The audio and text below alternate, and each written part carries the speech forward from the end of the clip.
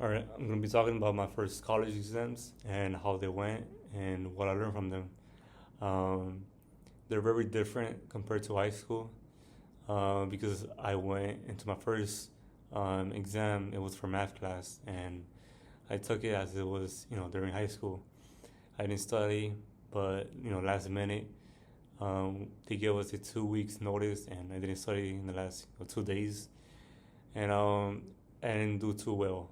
I I think I got 32 out of 45. Even though that's passing, and being pre med is supposed to get every test right, every ace everything right, and that's the one thing I didn't want. The only reason that I study last minute is because I thought I knew the material well, but the exam that they give you is just a bit different. When I'm studying, I study completely different. For math, I repeat questions. I has to with medicine and just memorizing words or just to understand the terms. And it was something that I wouldn't recommend. I ended up retaking the test. I ended up retaking the exam, and I ended up passing um, 40 out of 40. And there was no credits taken away, but I learned my lesson.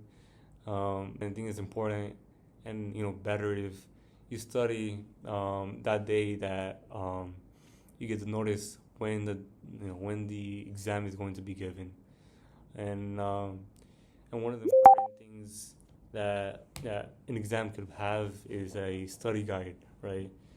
One of the best things that could be given, right?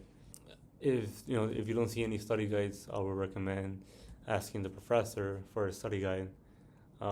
Sometimes they forget. One of my recent classes, um, she completely forgot the study guide to give it to us until one of the students, you know, she told our professor about if there was going to be any study guides, and she ended up reminding the professor. So the study guides are very important, and it's very helpful for any sort of exams. And when studying the for the exam, you have to completely put in the work, right?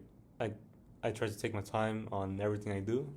Um, I recently started uploading my study sessions, and I used to delete them every study session and every live stream I do. I used to delete them, but I decided to just keep them um, in the channel.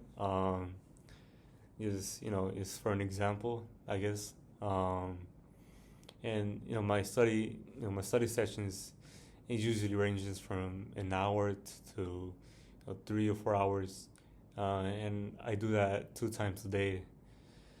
And sometimes I do it in the morning and then at night.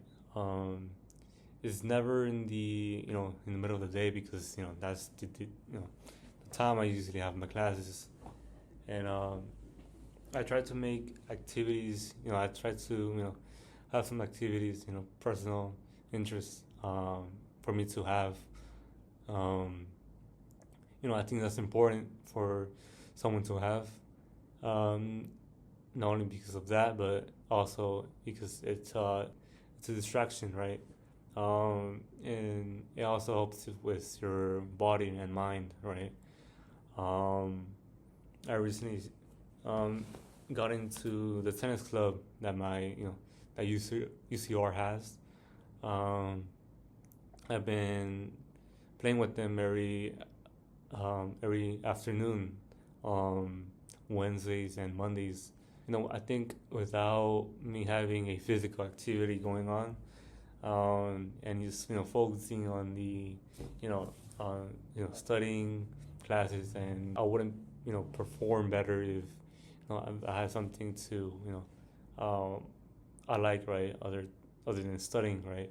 Whatever study techniques that helps you, stick with them, and you'll eventually develop um, greater and greater study techniques as you move forward, and you learn about yourself more, and the best way to study by yourself, just for the exams and all that.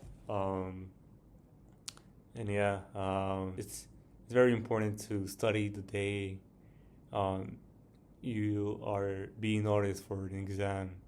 Let's say in 3 weeks, you should study for that the same day they give it out. Slowly by slowly. You don't have to study it right away, but you know just keep up until the day. Um, right now I have a lecture at 5. It's 3:41 right now. I'm about to study right now for a bit. I'm just waiting for my lectures to start, and I'm at the library. Uh, I think this is the science library. I'm on the second floor in a study room, quiet room, I think. And I've been uh I've been trying different libraries in different areas to study, and you know, two of them. I think there's 3 spots that are my favorite out of the whole campus. And yeah, thank you.